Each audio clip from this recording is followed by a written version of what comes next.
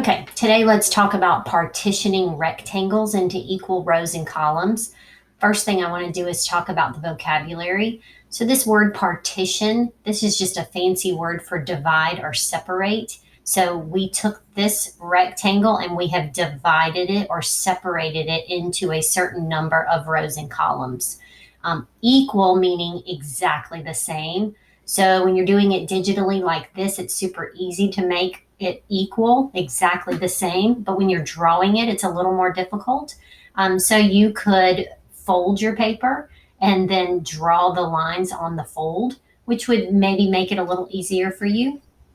And then as a reminder, rows are side to side or horizontal, whereas columns are vertical, which means they are up and down. So if you look at this rectangle and we've partitioned it into 4 columns of 5, so 1, 2, 3, 4 columns with 5 in each column, 1, 2, 3, 4, 5. Or you could look at it as 5 rows of 4. So we've got our rows, 1, 2, 3, 4, 5 rows with 4 in each of those rows. Okay, so let's take a look. This one is 5 columns of 3, and we know that columns are vertical. They go up and down. So if we want to divide or partition this rectangle into 5 columns, we need to know how many lines to make. So let's go back real quick. If this one was 4 columns, 1, 2, 3, 4, let's look at how many lines that were drawn. 1, 2, 3.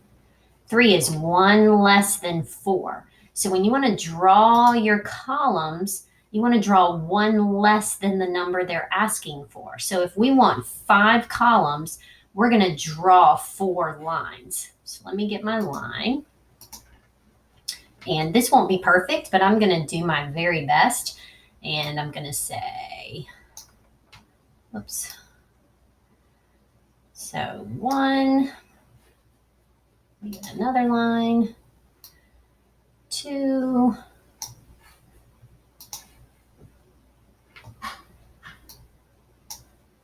oh, I didn't get my line, 3, oh, I didn't do a very good job, and 4.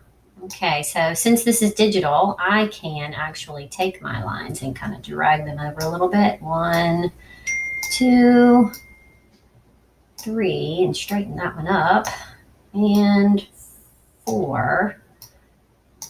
Okay, as you can see, mine are not super equal, but I do have 5 columns. 1, 2, 3, 4, 5. So I have 5 columns, and I was able to draw those with 1 less than the number of columns that I want. So 1, 2, 3, 4 lines. Same thing for your rows. I want 3 rows. So I'm going to draw 2 lines in order to get 3 rows.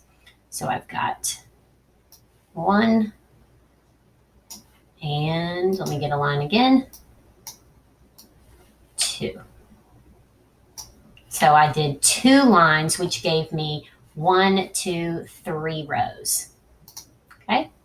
Let's go on to the next one. So 2 rows of 5. Let's see, rows we know are going this way. So if I want 2 rows, then I need 1 line.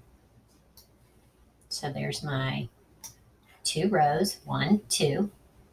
And if I want 5 columns, I need 1 less to draw my lines. So 1 less than 5 is 4. So let me try this again. 1, 2. My lines are not very straight. 3, I can go back and straighten those up. And 4. And let's see if I can straighten that up a little bit.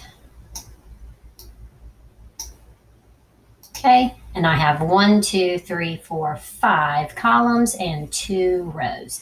And again, it's not super equal, but it's close enough and you get an idea. So when you're doing it, you could maybe try to fold paper and then draw on the lines of your folded paper.